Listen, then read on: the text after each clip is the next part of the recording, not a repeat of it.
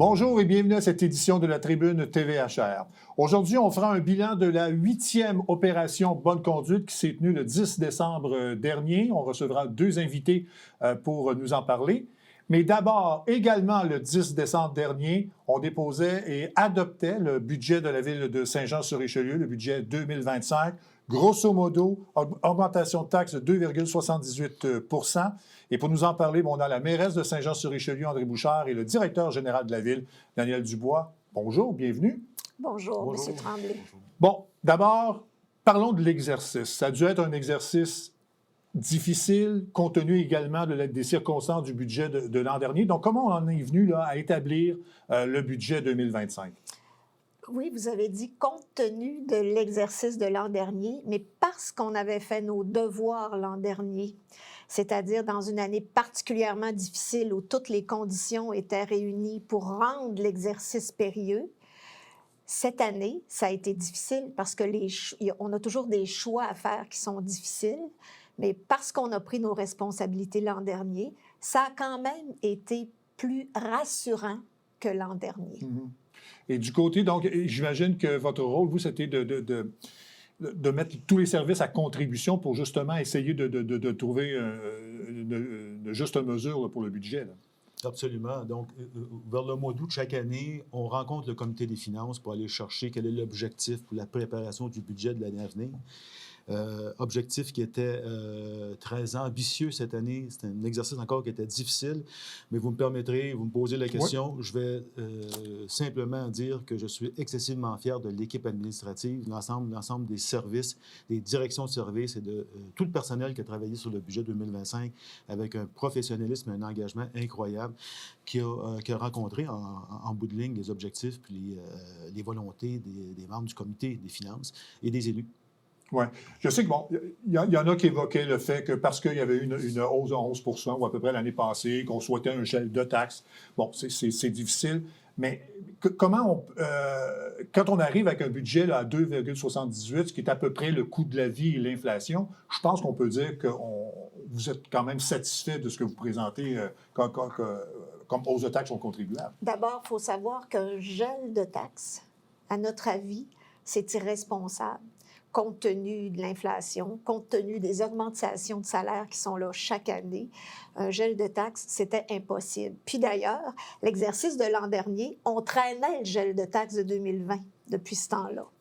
Alors, une fois qu'on a saisi les dépenses essentielles, puis les dépenses aussi qui vont être, parce qu'on commence par faire une collecte de besoins. Les besoins essentiels, qui sont les dépenses qui ne sont pas compressibles, des besoins incontournables aussi, c'est-à-dire de répondre à la loi, parce que la loi, la fiscalité municipale est toujours en progression, puis il nous ajoute toujours des responsabilités. Alors, une fois qu'on a fait ça, c'est là que c'est l'heure des choix, puis c'est là que c'est difficile, parce que même s'il y a des choses qui sont jugées non essentielles, il y a quand même des choses importantes pour nous, à la ville de Saint-Jean. Puis je pense qu'une des choses importantes, c'est le maintien des services. Là, on voit que la masse salariale a quand même diminué un peu, mais reste quand même à 47 %. Donc ça, c'était dans une volonté de maintenir les services à la ville? Non seulement maintenir les services, mais maintenir la qualité des services. Puis en ce qui concerne la masse salariale, je vais donner la parole au patron. En fait, concernant la hausse de taxes, ce qui est important, puis je parle toujours du côté administratif, il faut savoir que depuis 2019, donc avec les hausses de taxes comparativement à l'inflation et au coût des conventions collectives, nous sommes toujours, et malgré la décision qui a été prise l'année passée au niveau du compte de taxes, on est toujours à moins 0,71 % dans la hausse. Donc, administrativement, l'ensemble des directions de services a à gérer un budget qui est encore déficitaire comparativement au coût de la vie. C'est ça qui est important. Concernant la main-d'œuvre et la masse salariale, là, il faut être prudent.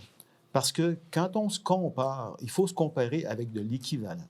Donc, Saint-Jean-sur-Richelieu, historiquement, a fait le choix de capitaliser sur la main-d'œuvre à l'interne et développer son professionnalisme. Ce qui veut dire qu'on est beaucoup moins en épartition que les villes comparables. On parle de sous-traitance aussi. On parle de sous-traitance quand on parle d'impartition. Ce qui fait que c'est certain que quand on va en sous-traitance et qu'on y va à contrat, bien, ça n'apparaît pas sur la masse salariale. Il y a un autre compte de dépenses, il y a un autre poste de dépenses dans le budget, qu'on parle beaucoup moins, qui est la sous-traitance. Ça, c'est une chose. Quand on se compare aussi, il faut faire attention parce qu'il y a des villes qui sont des comparables, mais qui sont des comparables ou qui font partie d'une agglomération ou qui font partie de la RTM. Et donc, tout ce qui donne comme quote-part à l'agglomération, ce qui donne comme quote-part à la RTM, ne paraît pas sur leur masse salariale. Et malgré ça, bien, dans les villes comparables, puis c'est important, nous, on travaille comme 5 gestionnaires, on travaille avec des chiffres qui sont vérifiés et consolidés. Les derniers chiffres que nous avons pour se comparer, c'est 2023. Donc, je peux vous dire quelques détails, mais sur la masse salariale en pourcentage. Donc, si on prend les 11 villes, naturellement, on a passé le 100 000 habitants, donc on a des obligations qui sont à la hauteur des 10 autres villes au Québec qui ont plus que 100 000 habitants. Mais si on parle le pourcentage du budget pour la masse salariale, nous sommes la 7e ville sur 11. Et la 7e ville sur 11 avec un vrai 43 % du budget. Ça, c'est les chiffres réels. Ce n'est pas la projection. Là, on est en projection 2025 avec 47 %. Quand on arrive en bout de ligne, on est capable de se comparer avec les dépenses réelles. Dépenses réelles, 43 % pour 2023. Et on est la 7e sur 11. Malgré qu'on n'a pas d'impartition et malgré que nous devons assurer police de niveau 2, que nous devons assurer le transport, que nous devons assurer tout le service du génie pour des infrastructures que des villes comparables donnent à une agglomération. Donc, c'est important de le souligner. Il faut faire attention à ces nuances-là, parce que sinon, bien, on avance des chiffres, on avance des pourcentages qui ne sont pas tout à fait la réalité. Je vous pose la question parce que je pense que ça a été relevé là, dans la période de questions la semaine dernière lors de l'adoption du budget. Ouais. Oui, puis un service aussi dont il n'y a pas été question, là, mais un service qu'on se paye, la Ville de Saint-Jean. Puis c'est vraiment pour la couverture de risque. Le service des pompiers aussi, là. Alors, je pense que ça, évidemment, tout ça, ça compte dans la masse salariale. Et quand on parle de masse salariale, bon, vous avez parlé qu'il y a une augmentation, évidemment, des salaires compte tenu des conventions collectives. Donc, qu'on ait réussi quand même à maintenir le même niveau de pourcentage de la masse salariale, malgré le fait qu'on a dû augmenter des salaires. Donc, ça a dû être un défi, ça aussi. Est-ce que ça passe par le gel d'embauche, par exemple, à ce niveau-là? En fait, je vous dirais que ça passe par une optimisation et de saisir les occasions à chaque fois qu'ils se présentent. Donc, quand on a un départ de l'organisation, bien, on se remet en cause, on se remet en question. Est-ce que le poste est nécessaire? S'il est légalement nécessaire, on n'a pas le choix. Sinon, bien, comment on peut l'optimiser? Est-ce qu'il est nécessaire? Si oui, est-ce qu'il est nécessaire dans le même poste? Exactement. Et ça, on le fait systématiquement à chaque fois qu'il y a un départ pour s'assurer que les Joannais en ont pour leur argent et qu'on est capable, minimalement, de maintenir les services, mais au mieux, de les augmenter. Oui, oui. Puis c'est parce que ce que vous entendez au sein de la population, le Conseil en est très, très conscient. Alors, les mesures d'optimisation sont exigées par le Conseil. Oui. Une autre question qui est soulevée aussi, c'est la dette. Je pense que c'est 13 % du budget consacré à la dette. Les gens auraient peut-être voulu qu'on s'y attaque davantage. Qu'est-ce que vous avez à dire là-dessus? Bien, moi, je suis portée à me rappeler, quand j'ai été nommée mairesse, quand j'ai été élue mairesse en 2021, la première entrevue que j'ai eue ici même, ericlatour.com, ça avait été souligné que la dette de la ville de Saint-Jean-sur-Richelieu était parmi les plus basses. Sauf que quand la dette est la plus basse, c'est parce qu'on est en déficit d'investissement. C'est facile d'avoir une dette basse quand on n'a pas suffisamment investi. C'est pour ça que c'est important. Dans un budget, il ne faut pas juste prévoir des dépenses, mais à long terme, il y a des investissements. Alors, c'est vraiment le coup de barre que notre administration a essayé de donner depuis 2021, c'est-à-dire augmenter les investissements, puis actualiser davantage rapidement la question des infrastructures. On a une obligation de densifier, mais pour densifier, il faut avoir des infrastructures sous-sol. Alors, je pense qu'on est en train de faire tout ça en même temps. C'est pour ça que l'orientation budgétaire, cette année, était beaucoup vers ça. c'est-à-dire les investissements en infrastructures de sous-sol, la gestion des eaux, un plan d'urbanisme. Notre plan d'urbanisme date de 2007.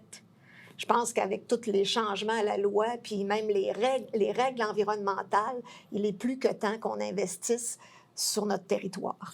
Je vais bifurquer un peu. Peut-être que la question va se diriger vers M. Dubois. Peut-être, quand on établit un budget, est-ce qu'on établit une liste de priorités ou c'est après discussion avec les services qu'on établit cette liste de priorités-là? Quand on prépare le budget, et un petit peu à l'inverse de ce qu'on fait au niveau personnel quand on fait notre propre budget personnel. On regarde nos revenus et on dit qu'est-ce qu'on peut se payer comme dépenses. Quand on prépare les budgets de ville, entre autres, bien, on regarde ce qu'on a comme dépenses. Et on commence par, naturellement, les compréhensibles. Donc, qu'est-ce qu'on n'a pas le choix de payer, que ce soit légalement, que ce soit bon. Et ensuite de ça, quand on a fait ça, là, il y a une portion là-dedans qui demeure des choix de services, de maintien de services ou de hausse de services. Et là, on regarde nos revenus, qui sont très limités, légalement. Donc, et là, bien, on expose tout ça au comité des finances, dans notre cas, sinon l'ensemble du conseil dans certaines autres villes. Puis on dit, bon, voici quels sont vos choix. Et il y a une grande liste, un menu qu'on met à la disposition des membres du conseil. Puis on dit, bien, voici pour chacune des stratégies, bien, voici l'impact que ça va avoir sur le budget. Oui. Et les choix se font de cette façon-là. Bon, vous parliez de revenus. Je pense que vous souhaitez que la ville de Saint-Jean ait plus de revenus. Est-ce que, de quelle façon? Bon, il y a les revenus fixes qu'on sait par les taxes, transport en commun, tout ça, mais est-ce qu'il y a une autre façon d'augmenter les revenus pour équilibrer le budget, justement? Bien, pour équilibrer le budget, bien, il y a différentes sources de revenus. Il y a la taxe, il y a les droits de mutation, il y a les revenus de placement, il y a les subventions. Alors, il y a plusieurs personnes, plusieurs membres du personnel qui sont continuellement à la recherche de subventions, que ce soit pour des projets en environnement, que ce soit pour des projets en urbanisme. Les gens, depuis qu'on est là, surtout, là, je pense qu'on est très, très actifs, même que cette année, on a augmenté le pourcentage de subventions dans les revenus de 1 %. Alors, puis c'est pas si facile que ça d'avoir des subventions parce qu'on est plusieurs là, à cogner aux portes. Alors, il faut être vraiment très, très, très à notre affaire, puis il faut vraiment tirer notre épingle du jeu, puis avoir des éléments incontournables pour celui qui va donner les subventions. Ouais. Évidemment, oui, on est à la... mais le plus gros du budget, le plus gros des revenus, c'est la taxe. C'est la taxe. Et puis ça fait... au moins depuis 2021, puis probablement avant aussi. Mais ce qu'on souhaite, c'est davantage diversifier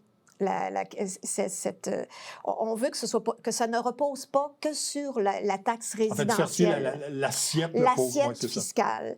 Puis, mais il n'y a pas tant de recettes que ça, parce qu'une fois qu'on est allé chez les agriculteurs, chez les industriels, chez les commerces, puis on connaît quand même, on a quand même beaucoup d'empathie pour la situation économique actuelle. On connaît les difficultés de nos différentes pointes de tarte. Là. Alors, ce qu'on essaie, ce sur quoi on mise beaucoup, c'est les projets, comme par exemple, on parle d'un centre de congrès qui va amener du tourisme d'affaires, de l'argent neuf à Saint-Jean-sur-Richelieu.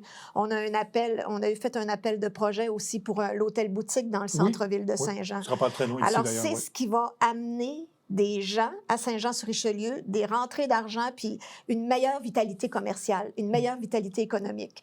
Puis ça, oui, je le disais en 2021 quand j'ai été élue, mais ça se prépare de longue date, là. Ça se fait pas comme ça. Puis je rappelle qu'il y a toujours les travaux d'infrastructure à faire pour être capable de se doter de ces projets-là. Bon.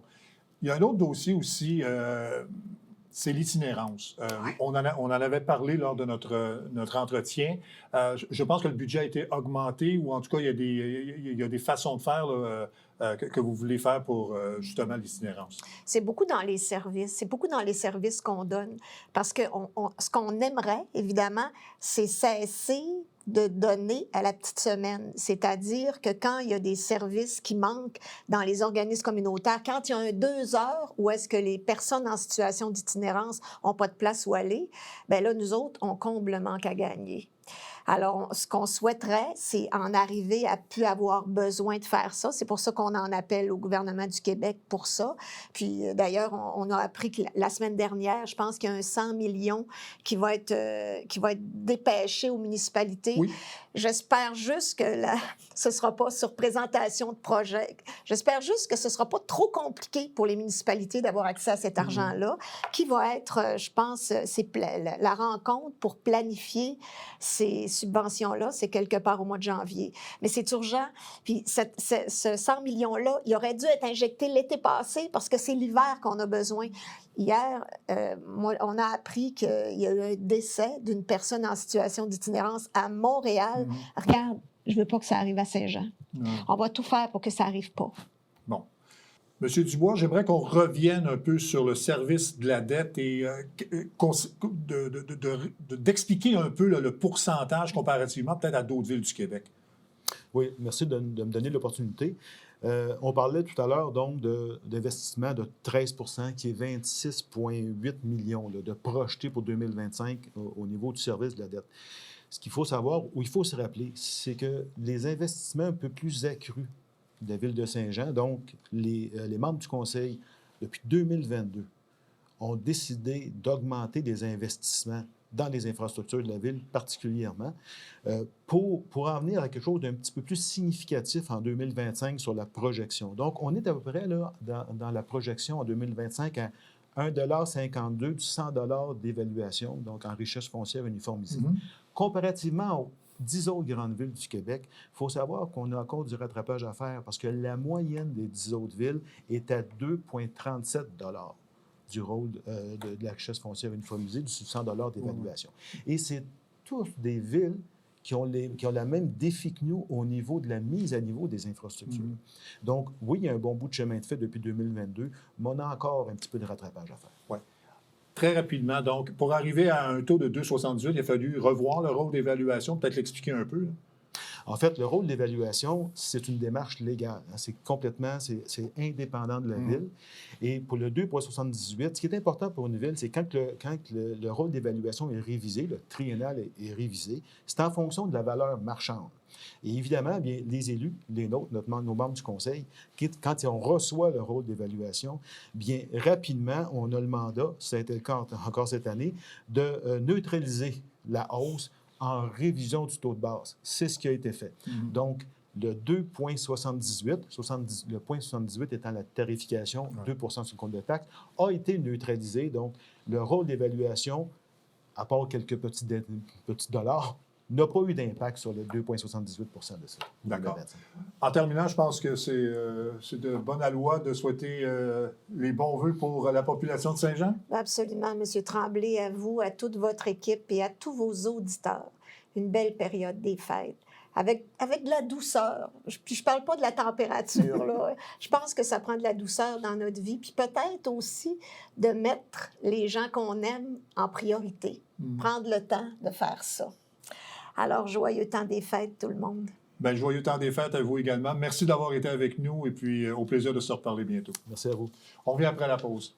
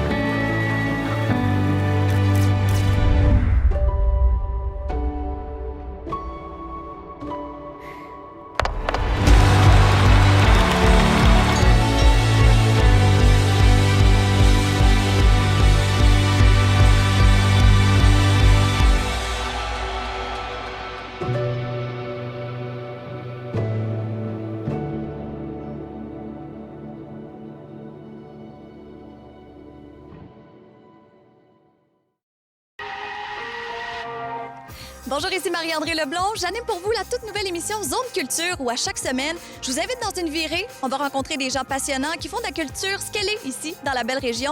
Zone Culture les lundis 19h à TVHR.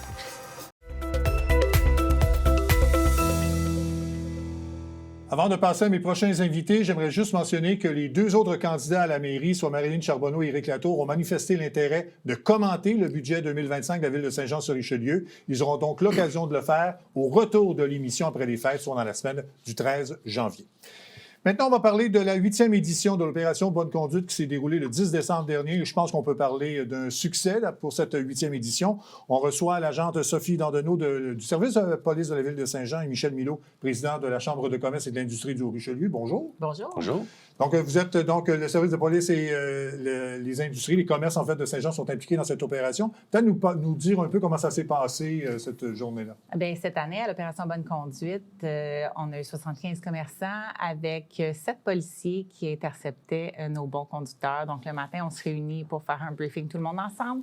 Par la suite, on embarque sur la route, puis on intercepte les gens qui font des bonnes conduites. Donc, par exemple, des beaux arrêts, des belles vitesses, et puis on intercepte, on débarque tout le monde ensemble, puis là, on remet un cadeau. Donc, c'est comme ça qu'on procède dans nos journées d'opération Bonne Conduite. Oui. Puis j'imagine que lorsque les gens se font arrêter, souvent, ils ont une crainte parce que qu'est-ce que j'ai fait de mal? Et finalement, après ça, tout se passe bien. La réaction des gens à ce moment-là, c'est quoi? Bien, sur le coup, c'est ça. Ils ont, mon Dieu, j'ai-tu roulé trop vite? Oh. Qu'est-ce que j'ai fait de pas correct? Et après ça, on leur dit, là, on est là pour l'opération Bonne Conduite. Aujourd'hui, on est là pour féliciter votre belle conduite, votre bel arrêt. Et puis, on arrive avec les commerçants. Nos chapeaux de Noël. Moi, j'ai mon chapeau de Noël tout le long. Puis, on leur remet le cadeau, les certificats cadeaux, et puis aussi une contravention de bonne conduite. Donc, les commerçants donc, sont impliqués. Peut-être nous parler un peu de la façon dont ils s'impliquent et qu'est-ce qu'ils retirent de cette journée-là. Certainement. En fait, c'est une belle journée là, de participation puis de remettre à la communauté et d'être plus près là, du service de police. Souvent, les commerçants, quand ils vont faire affaire avec la police, il y a eu un vol à l'étalage, c'est du négatif. Mais là, pendant cette journée-là, on est dans le positif. Donc, les commerçants, ils remettent des cartes cadeaux, soit de 25 $ ou de 50 $. Et puis, c'est ça, fait que ça lui donne une visibilité, ça invite les citoyens à aller découvrir leur emplacement s'ils ne la connaissent pas. Et c'est la partie de la Chambre de commerce, là, c'est de s'assurer qu'on a le nombre de commerçants suffisant. En fait, vous faites rayonner le bonheur auprès des gens. On a un exemple pour la première opération en 2016. On a un court extrait, on l'écoute.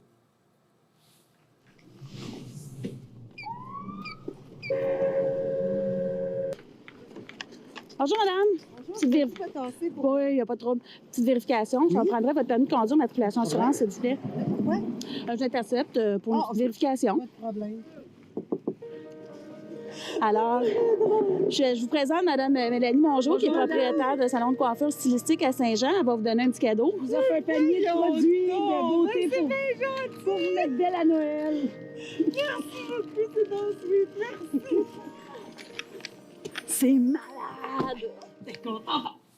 Bon, je n'ai pas choisi cet extrait-là au hasard. Premièrement, c'est la première personne interceptée lors de la première opération Bonne Conduite. Et c'est surtout parce que c'est mon épouse. Ah, ça, c'est le fun. Alors, donc, j'avais deux bonnes raisons pour la présenter, mais oui. Cela dit, je pense qu'elle représente bien la réaction des gens lorsque les gens disent que c'est justement pour une bonne cause. Oui, effectivement. On a des gens qui ont les larmes aux yeux. On a des gens qui ont des... J'ai une dame cette année, elle avait un fou rire incontrôlable, mais c'était tellement drôle. Elle était tellement contente. Fait qu'on a de tout, là. Même des gens qui sont un peu sénères, là, de se faire intercepter. Et finalement, tout va bien, ils sont heureux, tout le monde est de bonne humeur. On prend même une photo là, à la fin. Oui. J'imagine que les commerçants ne font pas tirer l'oreille pour participer à ce genre d'opération. Non, ça va quand même assez bien pour trouver le nombre de commerçants qu'on a besoin. Cette année, c'était 15, donc ça a super bien été. Là. Ouais. Puis c'est du beau bonheur, c'est un beau partage entre commerçants, donc c'est vraiment plaisant de participer. J'imagine on doit changer les secteurs pour pas non plus là, que les gens, lorsque l'opération Bonne Conduite s'en vient, là, pour pas que les gens disent « Ah ben ça se passe toujours là, puis on va aller là. » J'imagine que chaque année, là, on change les secteurs pour la cause. Bien, on se déploie partout dans la ville. Donc, on avait des gens, nous, on est allés à Iberville, on a du monde qui vont se promener à Saint-Luc. Donc, un peu partout. On visait aussi quelques zones de 30 aussi. Moi, je suis allée pendant une récréation d'école. Les enfants étaient tellement contents de voir ça aussi. Fait que oui, j'avais des patrouilleurs qui étaient partout sur le réseau. Est-ce que ça conscientise les gens par la suite là, à conduire mieux sur les routes? Est-ce que ça a un impact? Oui, ça a un impact. De dire que, oh mon Dieu, j'ai fait ça, bien, c'est le fun. Souvent, les gens n'ont même pas remarqué leur bonne conduite. Puis, ce qui était un fait important pour moi, c'est de voir les commerçants qui disent, oh mon Dieu, les gens, leur stuff, hein, on pense qu'on les fait bien, mais des fois, de l'observer de notre point de vue policier dans l'auto de police, c'est différent. Donc, oui, les gens, ça a un impact de recevoir un cadeau pour quelque chose de bien, parce que c'est rare que ça arrive de nos jours, là, de se faire récompenser pour quelque chose. Oui. Je disais, c'est la 8e édition. Est-ce que d'autres villes qui participent à ce genre d'opération? Est-ce que Saint-Jean a été la première, hein? C'est oui, ça, en 2016? Hein? Saint-Jean était le précurseur de tout ça. Je sais que la Sûreté du Québec l'a repris l'année dernière. Sherbrooke l'ont fait aussi cette année. Donc, oui, ça se promène un petit peu. Chacun à leur façon, mais oui, ça a été repris ailleurs. Ouais. Là, je vais parler au président de la Chambre de commerce. Vous avez organisé le défilé du Père Noël. Écoutez, j'ai vu 18 000 personnes qui ont assisté au défilé. Là. Pour une ville comme Saint-Jean, c'est remarquable. Là. Oui, c'est remarquable. C'est un gros défilé. Souvent, on se fait dire par des gens qui viennent au défilé de Saint-Jean, j'étais allé à Montréal, vous n'avez rien à en envier, c'est vraiment un beau défilé. On avait 8 chars allégoriques, mais 34 tableaux au total. C'est tout près de 50 minutes de défilé qu'on a eu. Là. On a parti là, du parc Jerry Boulet, puis on a fini sur la 8e à Iberville. Donc, c'était un très, très beau défilé, puis on avait la température avec nous. Oui, tout à fait, tout à fait. Oui. Sans tomber dans les détails, donc là, la période des fêtes s'en vient, évidemment, là, la prudence est donnée. J'imagine que le service de police de Saint-Jean là, va jeter un coup d'œil particulier là, pour la sécurité des gens dans le temps des fêtes. Effectivement, on va rester vigilants sur les routes. Il y a des patrouilleurs qui vont rester en tout temps. C'est les fêtes pour nous aussi, mais il va y avoir du monde qui va être au rendez-vous pour assurer la sécurité routière. Ça, c'est certain. Bien, merci beaucoup pour avoir fait ce bilan. Et puis, on se donne rendez-vous en 2025, j'imagine? Bien sûr. Parfait. Je vais terminer avec cette nouvelle d'importance quand même. La passerelle piétonnière et cycliste là, qui surplombe l'autoroute 35 à la hauteur du boulevard de Normandie sera fermée définitivement à la fin de l'année 2024. La fermeture de la structure est la première étape en vue de sa démolition. Au début de l'année 2025, l'entrepreneur va se mobiliser dans le cadre des travaux préparatoires à son démantèlement. Une présentation du nouveau concept et une décision du Conseil est prévue pour 2025. Voilà qui conclut pour cette édition de la Tribune TVHR pour aujourd'hui. J'espère que ça vous a plu. Merci à mes invités et on se retrouve à la prochaine. Au revoir.